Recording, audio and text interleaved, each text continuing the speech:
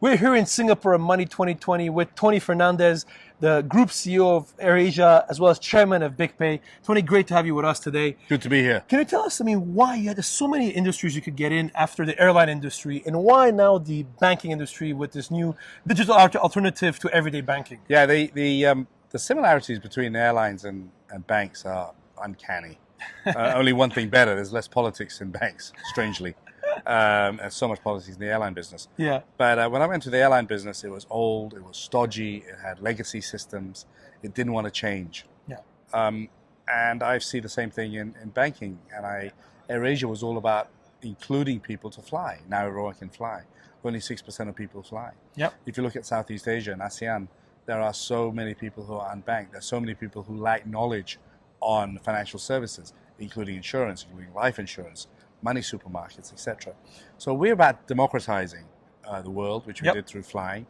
And with the resolute data that we have in aviation, in AirAsia, plus our credit card detail, our loyalty system, we thought we could give a pretty good product in BigPay to consumers in Southeast Asia. So you think FinTech could be the low-cost airline moment for the banking world in a way? It could be, and it was a very sanguine moment for me standing on stage there, because for the first time I was, AirAsia was the minor part of my topic. I was talking about something that I was like talking about when AirAsia started, 17 years ago, to an audience that was really not interested in AirAsia. Absolutely. Who was interested in FinTech. So, I think we can do it, and we are doing it. We've got 500,000 customers. This time last year we just started. We now have 500,000 customers. High retention rate, and so on and so forth. And if you had one message to bank CEOs who are listening, what would be your message? A bit like the message you had over CEOs of airlines a couple of years ago. Well, I think, when I met some banks today, and banks are going to work with us. Yeah. We're not here not to work with banks because we don't have balance sheets like banks. Yep. But we're going to provide an alternative channel. And I think banks have generally, just like airlines, tried to do everything. Yep. Right? So they have a customer who may be earning 5,000 ringgit, and have a customer who has 5 billion.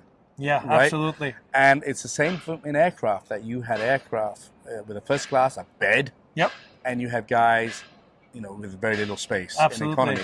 So I think banks will now transcend into higher value customers. And again, I saw that today, meeting a couple of banks. They're like, well, we're making most money from wealth management. We're doing all that kind of stuff. And one last question, Tony. When it comes to large technology firms, the Tencents, the Alipays, and those, how do you want to compete with them or partner with them? Well, I think, the potential partnerships, the potential places that we will compete. But this isn't a zero-sum game. Yeah. There isn't one airline in the world. There isn't one car company in the world. And we will find a niche, and we will find a space to compete, and in our part of the world, we'll be nimbler than Alipay, for sure. Yep. In the same way that if I went into China, I'd be executed, and they'd be having me for noodles. So no, we're not worried. When I started AirAsia, I had 2 planes against all these airlines with 200 planes and a lot bigger balance sheet. But we found a niche, and we developed something. Very exciting time, Tony. Thanks for being with us. Enjoy the rest of your time in Singapore. Pleasure. Thank you, my man.